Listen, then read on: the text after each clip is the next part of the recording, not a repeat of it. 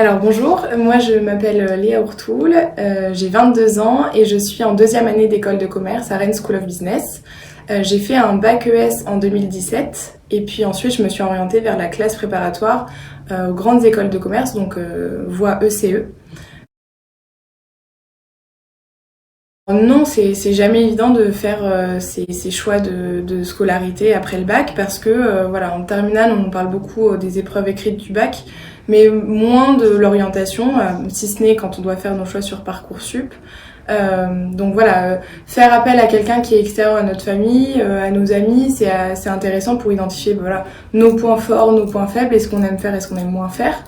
Moi, pour ma part, en terminale, j'ai beaucoup hésité entre les études de droit et aussi les études de commerce. Alors, moi, j'ai fait appel à Cécile Bourbon depuis la terminale, quand j'ai dû faire donc, mon choix d'études supérieures après le bac.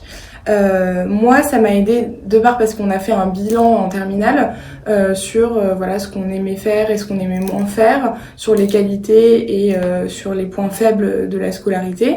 Et puis voilà, d'identifier toutes les voies possibles après le bac. Donc moi ça m'a permis de par une étude de ce que j'aimais faire grâce au bilan, et ensuite j'ai fait appel aussi à Cécile quand j'ai dû réfléchir à mon master de spécialisation en deuxième année d'école de commerce.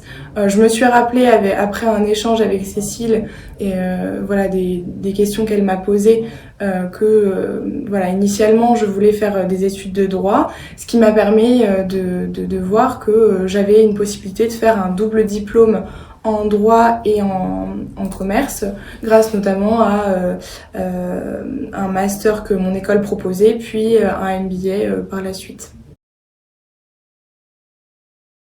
Et effectivement, par rapport aux oraux d'école de commerce, c'est vrai que quand on est en prépa, c'est assez difficile de faire la part des choses entre l'écrit et l'oral.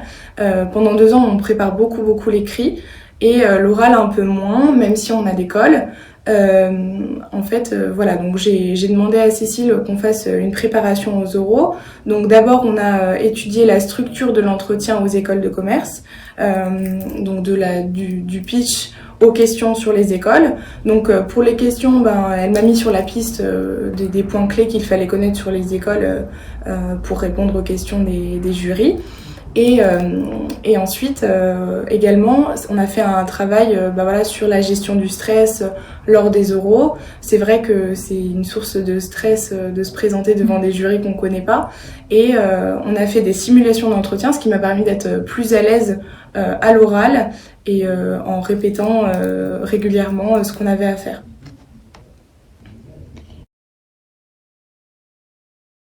Alors, pour préparer l'entretien au mieux, je pense que c'est d'anticiper toutes les questions auxquelles on peut être confronté.